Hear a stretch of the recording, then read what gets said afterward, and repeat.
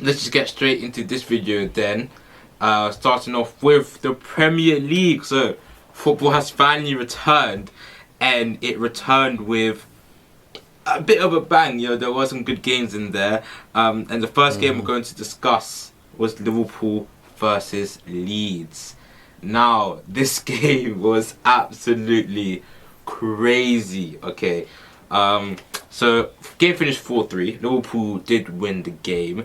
I don't know if many people expected Leeds to really come up and do what they did against Liverpool, to be honest. What were you expecting from this game? I actually expected it. Like before the game, I was saying that like I'm not even 100% sure if Liverpool would win. Like, I feel like Leeds can give Liverpool a game. Yeah. And they did. But the fighting spirit that they had I think was amazing, especially from a newly promoted team. Like to see you go down 1 goal, you equalise, and you're putting Liverpool under pressure. The four champions from last season, you're putting them under pressure, time and time and again, and like they didn't give up. I thought it was great, great spirit from them, and I feel like I think this season they're gonna have a good campaign. Where do you think they can finish? Because I'm like you. I did expect them to do well in this game. I think Bielsa is a fantastic coach, and I did think they could do well. So where do you think they could finish in this campaign? I'd say they can finish top half of the table. I feel like they can. It's just that they need to be like consistent. I feel like they might have a similar season to what Sheffield United had. Okay. This season. But yeah, I think they can definitely finish top half of the table.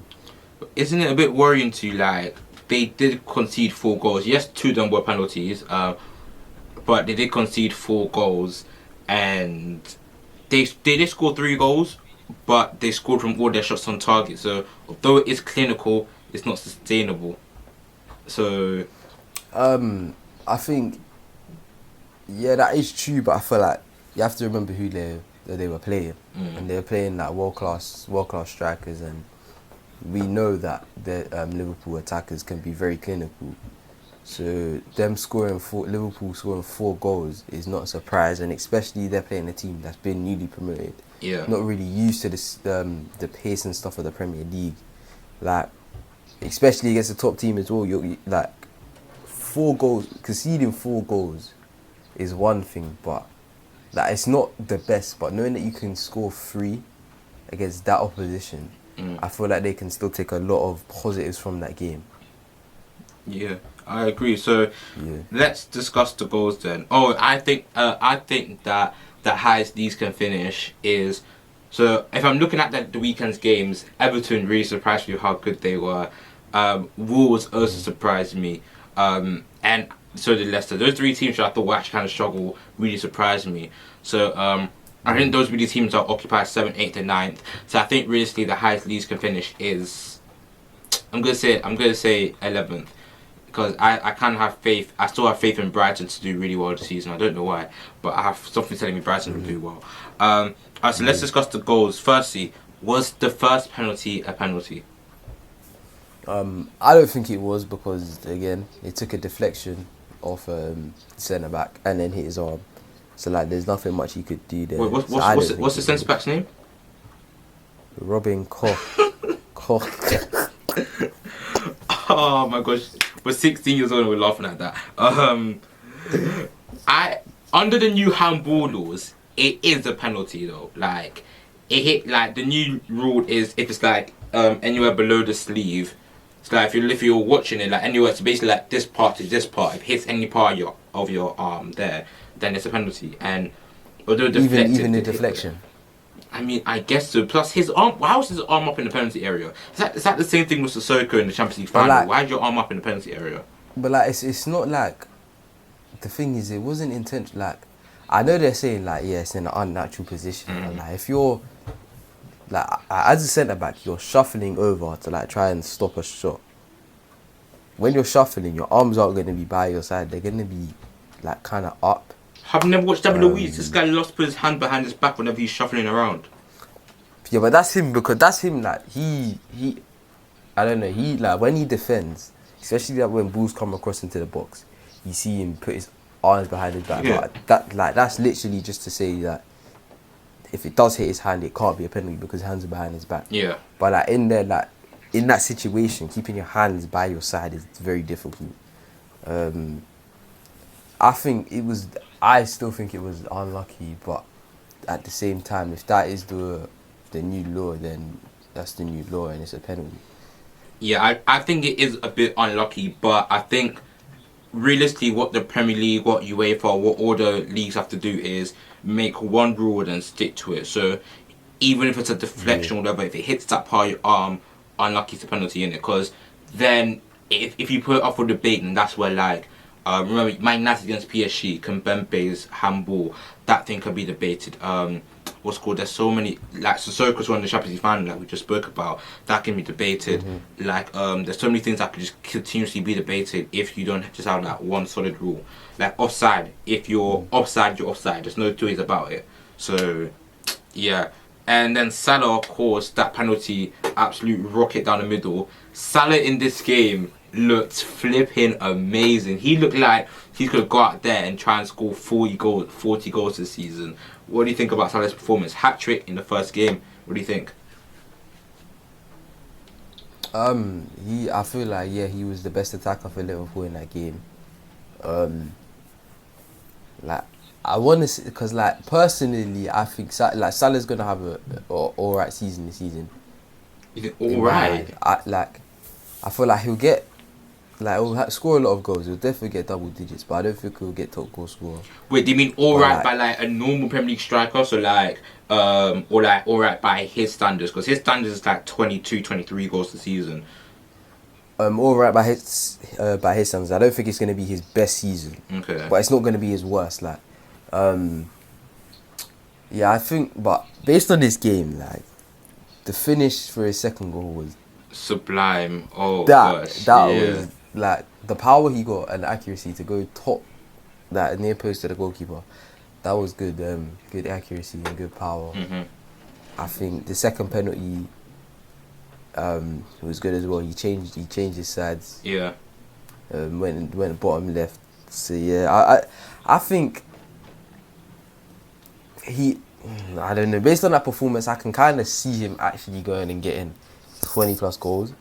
Yeah. But I'm gonna stick to my first prediction by saying that it's gonna be not his best season, but it's not his worst.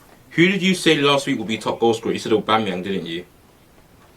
Yeah, I said Salah, and the way Salah like he played this game, I just feel like he's hungry for goals. Because last season, he didn't win the Golden Boot, and people started to doubt him. People were saying Mane or Salah. I feel like this season he's come here with trim, and he's gonna show that he's like just this new guy. Then of course Leeds then responded. Harrison, firstly Calvin Phillips, that pass. I know you've been raving on about Calvin Phillips for a while. Even like what 3 weeks ago when we talked about the England squad, you were saying that Calvin Phillips, he's like one to watch. That pass by Calvin Phillips, if he can continue to produce like long balls like that, next season he's gonna be in for a big move, won't he? Yeah, definitely. Like especially based on that game as well. Like if you watch the game, he was basically the only midfielder for Leeds, and the way he like kept his position, the way he pressed, the way he tackled, he distributed, like he was just so calm, relaxed. He had so much composure, didn't panic. Like he played like a very a high quality player. And I think definitely, if he has a good season this season, like some of the bigger teams be looking for him, maybe like Chelsea, Man United, and stuff. Maybe Tottenham, depending on where they finish. But I feel like he's due to have a very good season this season. I think obviously like that, me just saying that pass, that's just like one part of the game. That's just like one early part of the game. The whole game he played really well. And honestly, I think that obviously I'm a Chelsea fan, so I'm gonna be a bit biased. I'm comparing him to Jorginho because kind of like someone who plays deep, who has that passing ability, and I think Calvin Phillips will always be an upgrade on Jorginho because he has the passing ability, younger, English, so he feels that homegrown quota, and also he can actually defend. Like I know obviously Jorginho's defensive numbers went up last season, but that's because like Chelsea just like we're playing different style of football, so we're losing the ball a bit more. So he kind of had to, you know what I mean. And again, like another reason why I feel like Chelsea might be the favourite club is because Lampard. You know his thoughts on English players, young English players, and like we've known that we wanted to get Declan Rice this season. If that transfer doesn't happen, there's going to be another option of Calvin Phillips, playing exactly the same position. Mm-hmm. That's a position that we're looking to like strengthen, expand on and strengthen. So like you never know. Like Lampard might have an interest in Phillips at the end of the season, and like really, I would prefer that transfer to happen over Rice. Yeah. Any day of the week. I just feel like we will be able to get Phillips for cheaper.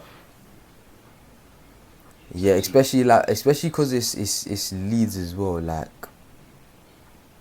I don't know. I just think he would definitely be cheaper than Declan Rice. Yeah. Okay, so Liverpool's defense in this game.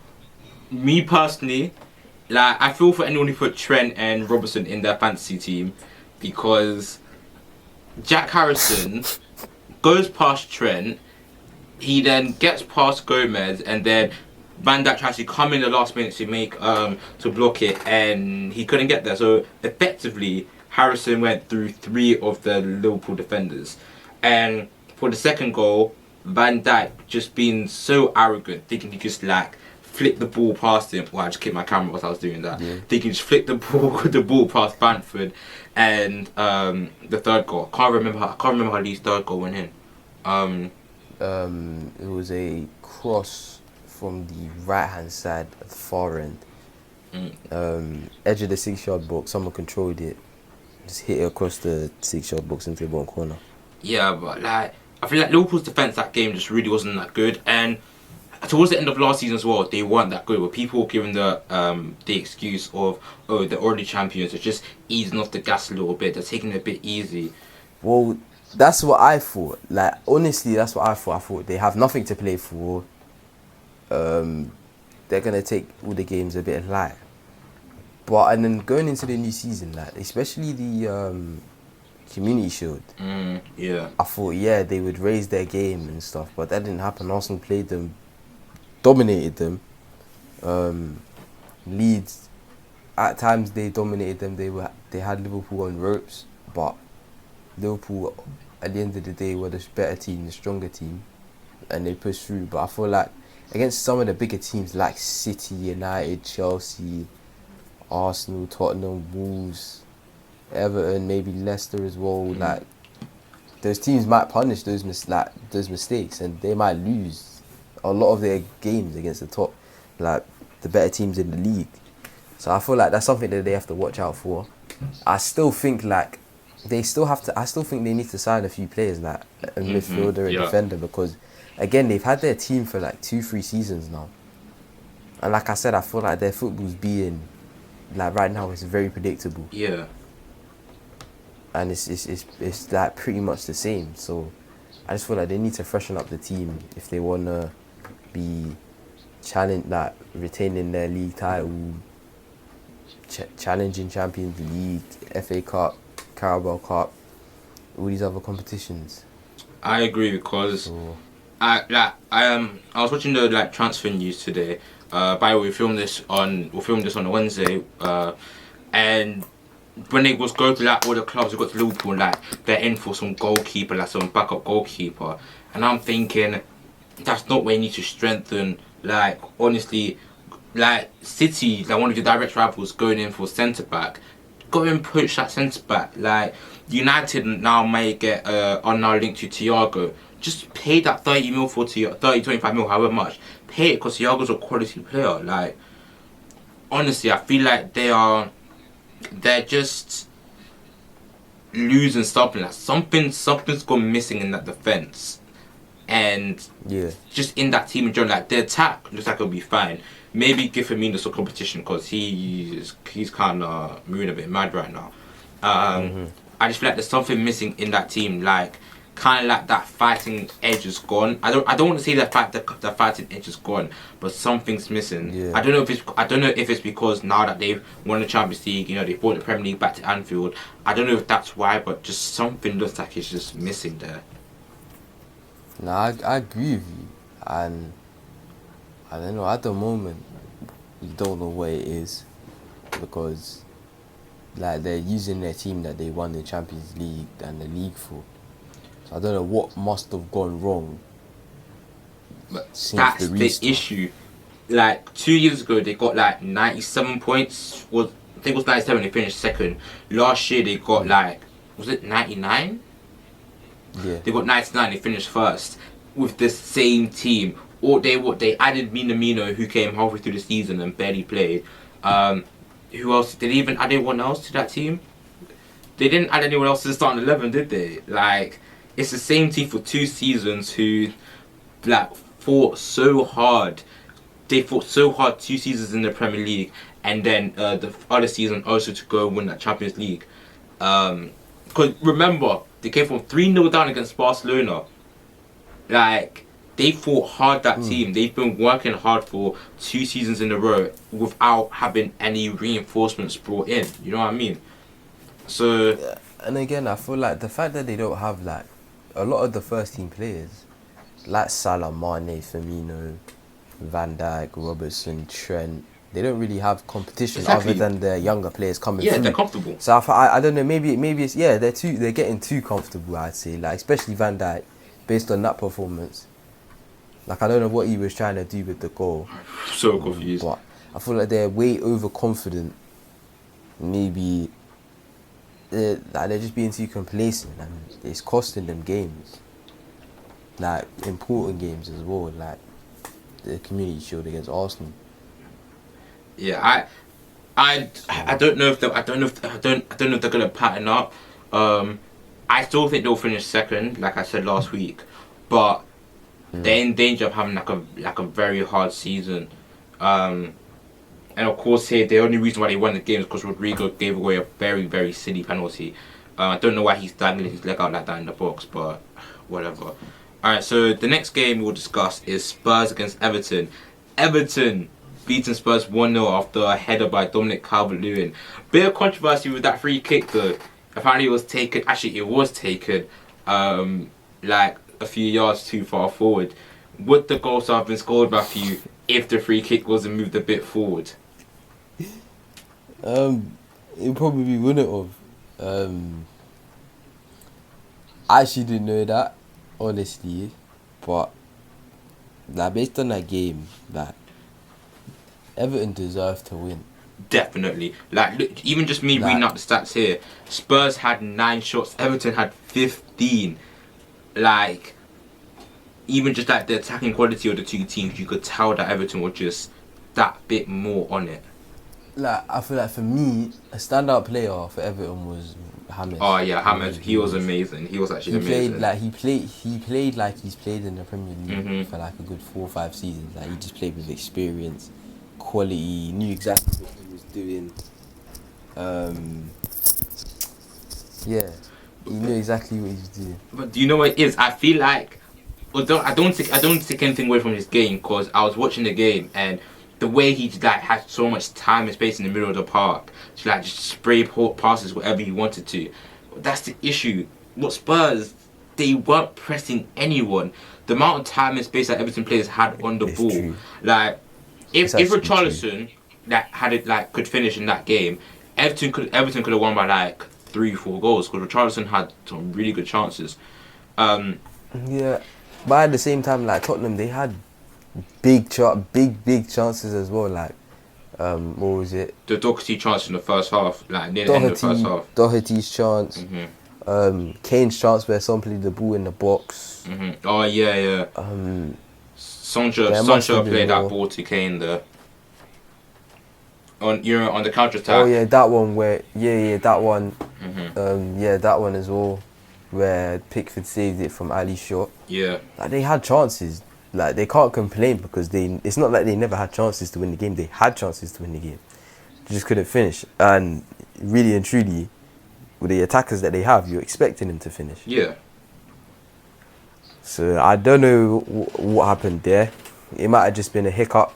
First game of the season, you know. You normally get a few teams that not playing their best, but you would expect them to score at least a goal. Yeah, definitely. Especially at home as well.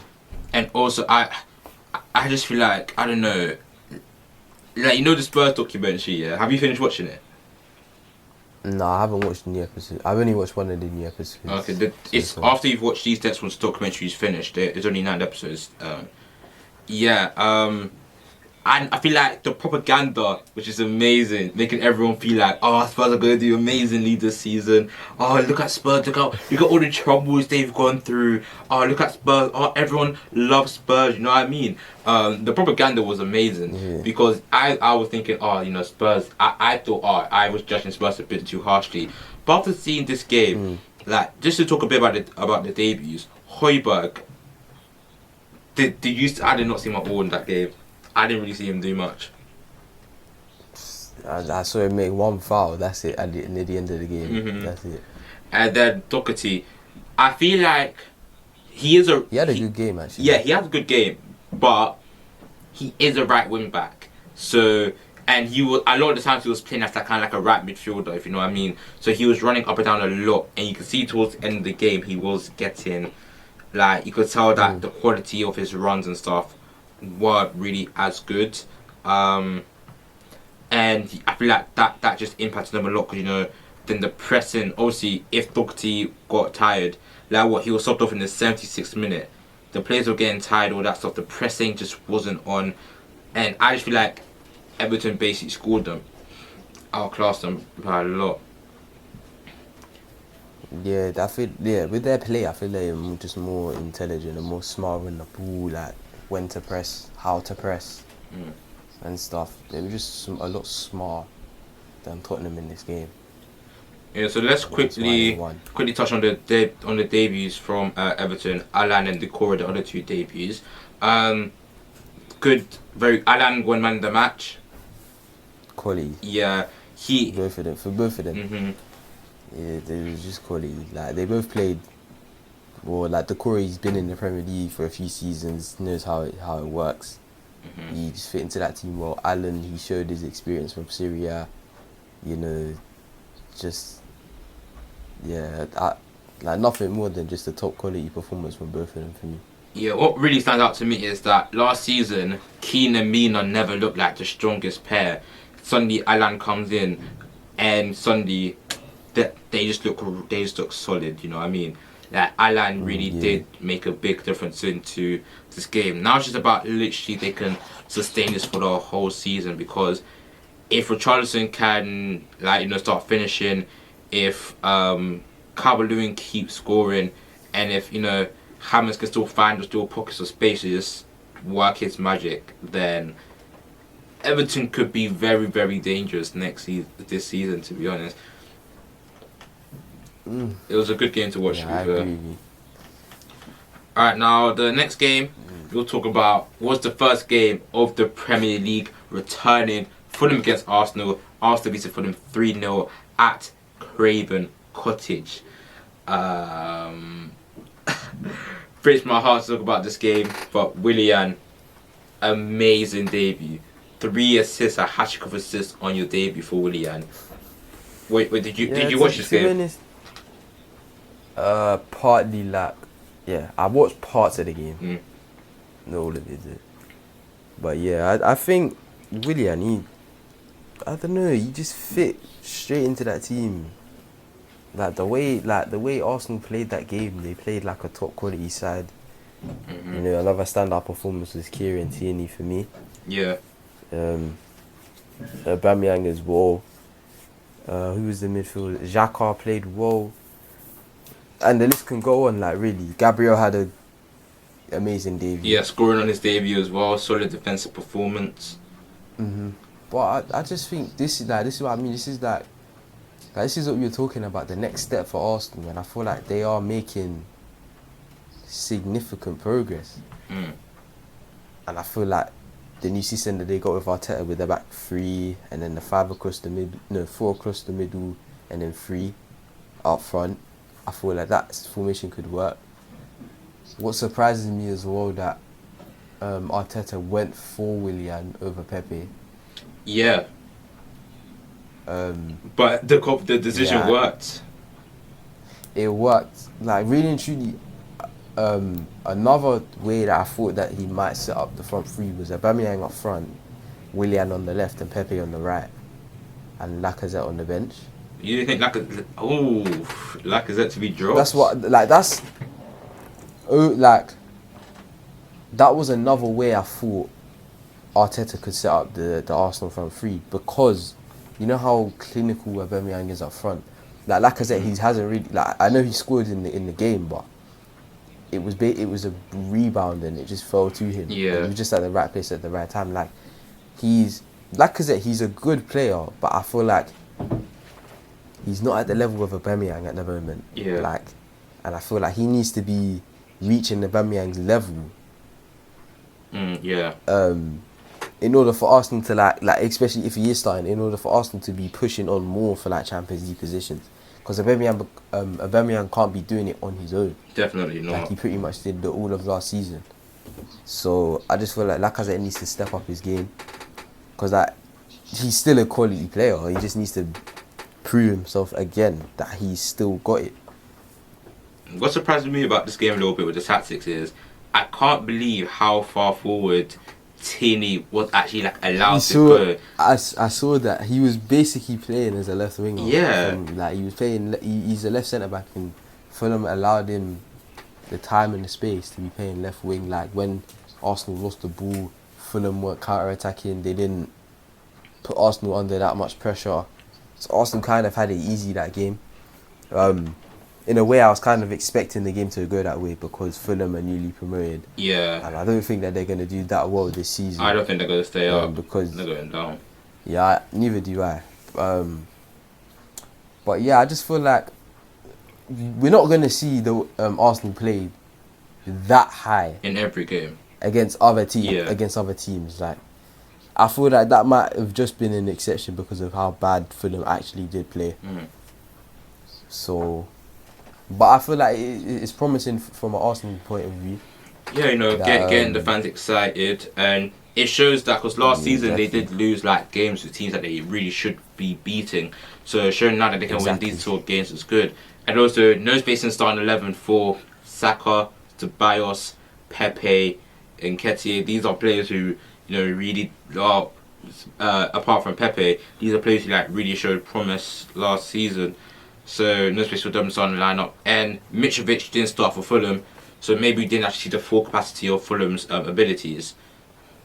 Exactly, but as you were saying about how Arsenal have these sort of players on the bench, I feel like it's gonna be it's good for them because they have that competition.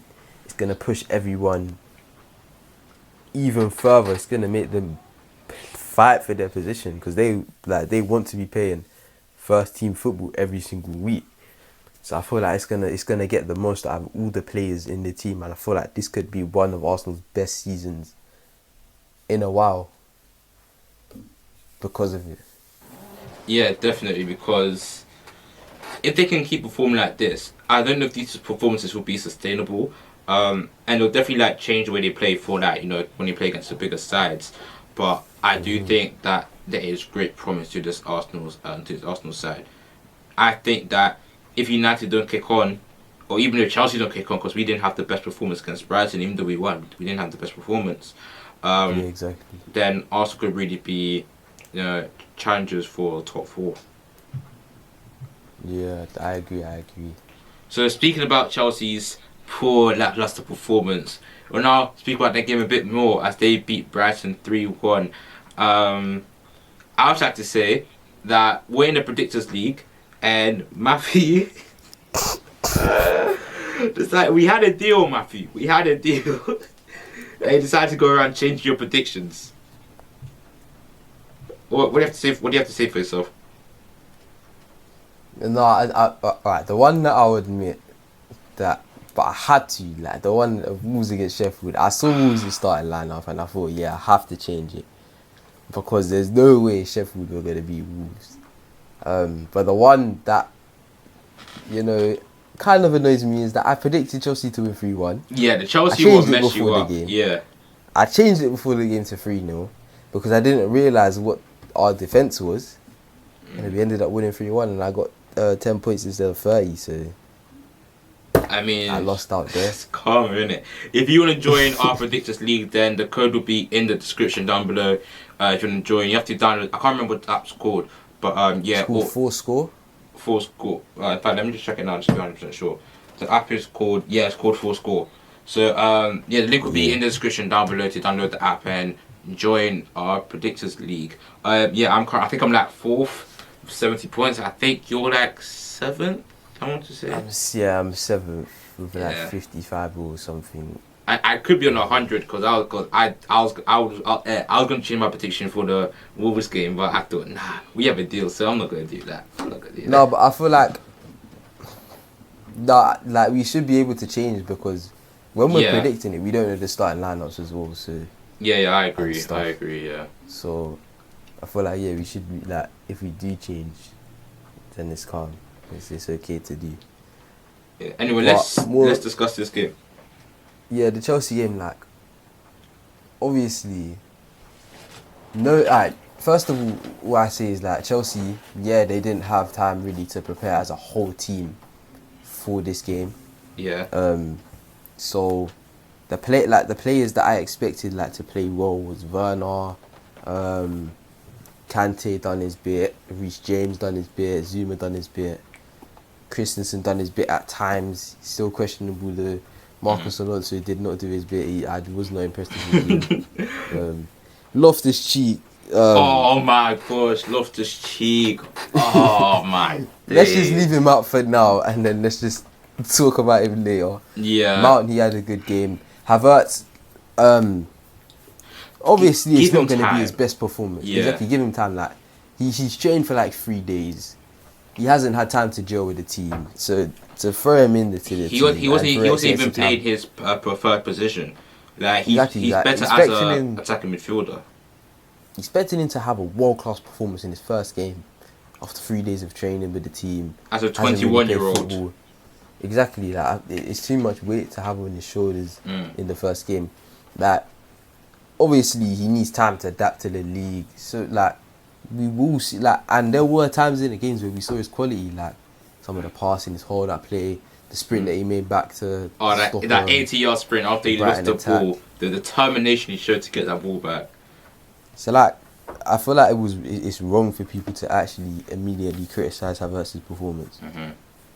I think that for the Liverpool game, I think I saw that Pulisic may not even be fit for that game, but I doubt Loftus-Cheek will be starting. that game, so we may see that the likes of no. I think we'll see someone else starting like Hudson-Odoi or Barkley, but I think that we'll see Havertz in the middle. The only reason why Loftus-Cheek was in the team is because Kovacic was suspended. Yeah, he was suspended. So he'll be back for the game. Was that for the second yellow in the FA Cup? Yeah. Yeah. So we're definitely gonna see Kovacic. Loftus-Cheek ain't starting. Yeah. We might see like maybe a Tammy Havertz. Yeah, I was just thinking maybe Werner may start on the wing. I don't know. You know, it depends because that maybe it's still a little bit too early for Hudson-Odoi. I don't know, or maybe Havertz might not start. But did you see Hudson-Odoi was linked to Bayern, Leipzig, and I think it was Juve as well? I only saw Bayern. I didn't see the other two, but I think if he really wants to leave for game time, why are you gonna go to Bayern when there's gonna be Leipzig? Yeah, exactly. Like if him at Leipzig, he could actually develop quite nicely there. And if Chelsea do let him go, just put a buyback clause in that contract. You know what I mean? So when he does start banging, because I think he will be a banging player. Mayhem and Nando's, by the way, if you're watching this, because I think he will be a banging player. So if he does want to get more game time, then maybe him leaving may be the right thing to do. Yeah, I agree with you, but like right now, I feel like this is probably one of the best times to get into the team. because you know, yeah, definitely. Pulisic is out, Ziyech's out, and he can play on either wing. So you know, this is kind of his chance to like prove himself for this season and to help Chelsea get 3 points against Liverpool, maybe. Yeah. Okay, so Timo Werner, his first half especially, the runs this guy was making, he was on it. Yeah, like I can't. It's expected. Like, come on, it's Werner. You know what he does. Yeah, that's the type of player he is. Yeah. He runs. He makes runs. I feel like if Loftus-Cheek wasn't on the pitch, he might have scored a few goals. You know, the one that I'm really annoyed about is when Werner made this run from the edge of the box, passed it to Loftus-Cheek. Loftus-Cheek was running, he just toe-punted it. He didn't even put any effort into it. That got me very annoyed. Shocking. Because, yeah. And like Werner, like he was just like throughout the game he was dangerous. Yeah. It's good signs. And he can definitely cause some damage against Liverpool, especially the way that they're defended at the moment. Yeah, because if they let someone like Werner running through, then it could actually be curtains for Liverpool.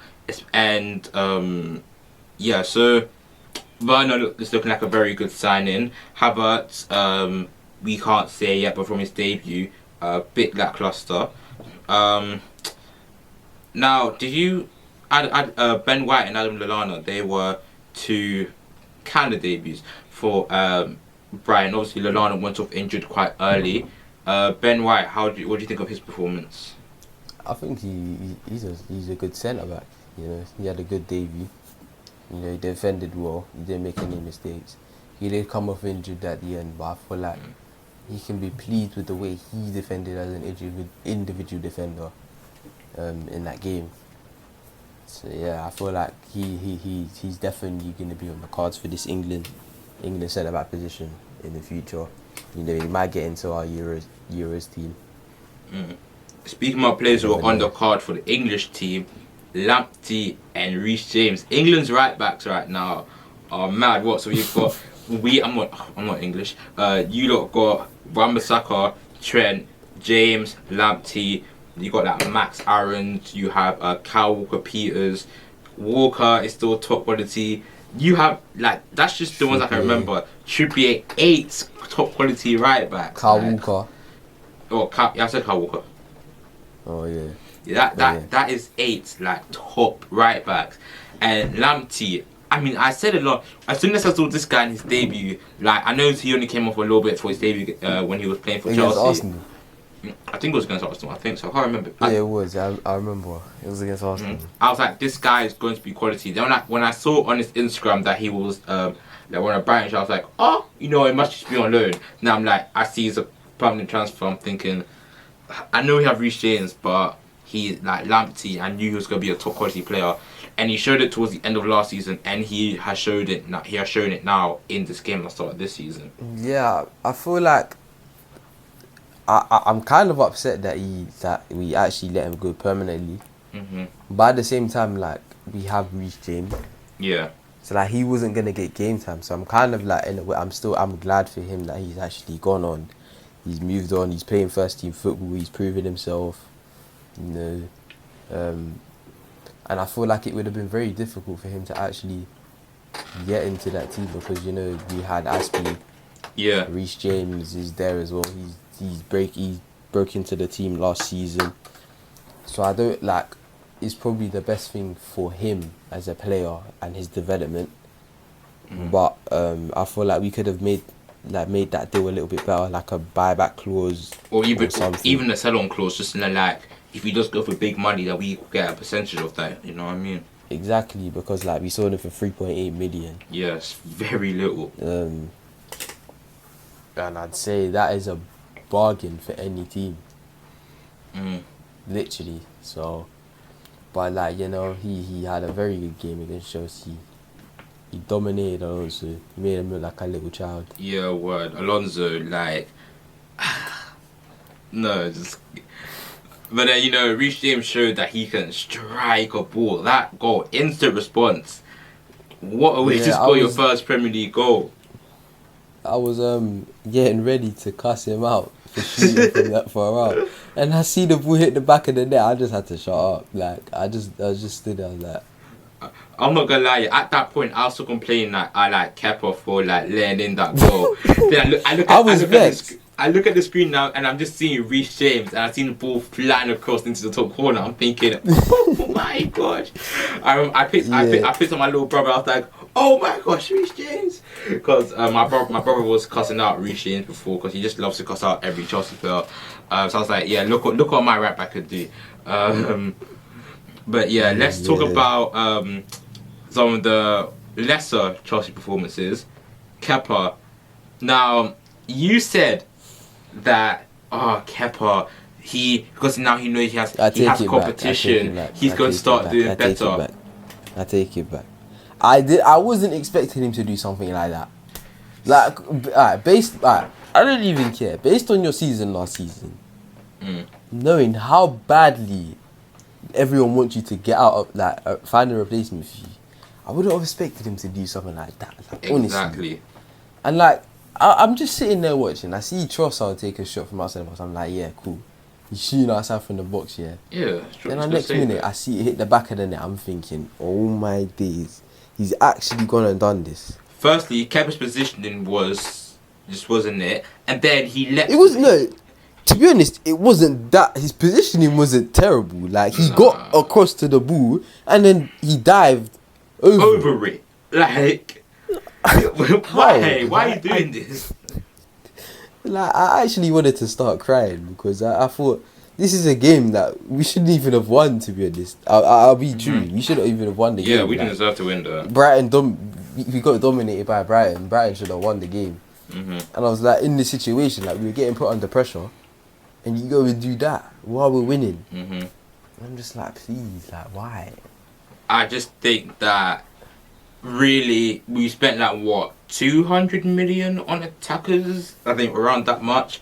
And we'll talk about today in school. Mendy, you said that Mendy back in training, so looking like that deal may not even get done now. So we need a keeper. It's evident. Should have went in for Martinez. Exactly, like what Aston Villa gone for 16 mil. I think we're gonna discuss that a bit later. But keepers like this are just like deals that we can get. And I just feel like, because I saw the stat on Sky Sports. I think since the start of last season, we've conceded the most goals from outside the box. I think like Kepa's conceded 19. I think that's the most in the league since the start of last season. That is. Oh yeah, I saw something on Instagram. In Kepa's lost 13 shots faced, he's conceded 9 goals. That is horrendous. And then in the comments, they showed a thing, like a visual graphic of it. It was like an X for goals let in. There was like 4 X's in a row, 1 save, another X for a goal, and then 2 saves, and then X, a save, and then the rest of the X's, and it just looks horrible. It's like, so bad. I'm just like, we paid like 70 mil. 17. I think his first season he wasn't even that bad. I don't know if like Sarri put some curse on him or something after he said he's not gonna come off, but like he's just, after Sarri left, he just forgot to be a goalkeeper. And the Euros are coming up as well. Surely he wants to be Spain's number 1. Nah, I don't care. He's not. Let's discuss Loftus-Cheek and then we'll move on to the Premier League preview. Loftus-Cheek had that Achilles injury. He was out for like 16, 18 months after looking very promising in the World Cup in Sarri's first and only season.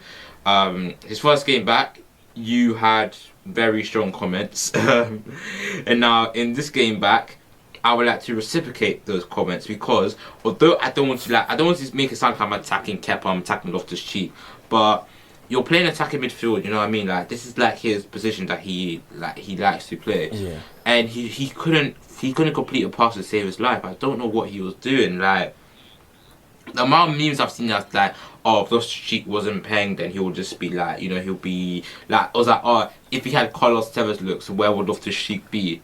You know what I mean? Like, the amount of memes I'm seeing. And I just feel like, I do want to say that, oh, you know, he's taking time to adjust back, you know, a long injury. But other players have had long injuries and they've come back. He's had a long time to train now. and it's against Brighton. They're not the strongest side we're gonna face this season, and if you can't play a simple pass when we're on the counter attack, if you can't like do these things, Barkley then came on. Barkley, a player who we were criticising last season, he then comes on and does way better than you in like what 20-30 minutes. Like Loftus-Cheek, man, just sit down. I think, and what again I find very poor from him, like if you watch when Chelsea lost the ball, you see, Werner's a striker. Mm-hmm. Loftus-Cheek is part of that midfield three. This guy was standing next to Werner when we lost the ball. Yeah.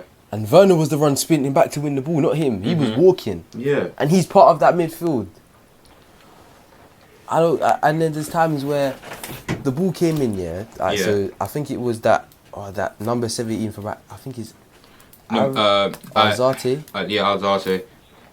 Alzate. So he had the ball. He dribbled in midfield. Havertz blocked him off to go that way. So he showed him back the other way. Jorginho blocked him off from stopping him from passing it towards the goal. Loftus-Cheek stood there. All he had to do was shuffle over to his right. He stood there and let him go past. And then that's when he had the shot and Kepa made that save. That went out to the left back. And I'm just thinking, like, at least try. Like, he's not even putting any effort into it. So how are you expecting to get into the team next week if you're not even putting in any effort against Brighton? If he put in a good shift here, then like he could have been in contention for that for Liverpool game, because we're kind of low on players. But there's no way Frank's gonna even like. He might not even pick him for the team for the substitutes bench. After that, I wouldn't. Wow. Because so Kovacic is coming back. So automatically, that's basically a straight swap. He's gonna go onto the reserves. Like our bench was fine. Our bench was strong enough. We had Tammy, Giroud, Aspi, Rudiger, Caballero, Hudson-Odoi, Barkley. You never know. Thiago Silva might be able to play against Liverpool. Yeah. Because he wasn't injured. Like he just hasn't trained with us, so he might be playing against Liverpool. So that's another space that might get taken up. So really and truly, out of all those players, Loftus-Cheek is not gonna be selected over them. Yeah, exactly. So like, I'd say like his time's done. Like he just needs to go out on loan or something. Leave the club. Like Chelsea's not the club for him. I think that. I don't think. I still think he has potential. I think he was like, obviously that injury probably has done some bad things. I feel like he should go out on loan, get game time. Start in week in week out, and just getting back to where he was when he was like scoring hat tricks and scoring goals for us. Being that goal threat. Cause I just feel like he needs to get back to that level. Even if he does that and goes on and has some amazing scoring season, I don't see him getting back into the team. Because based on who we have, based on who we sign, based on who we might bring in the future, I really don't see him getting back into the team. It's looking kind of bleak for him.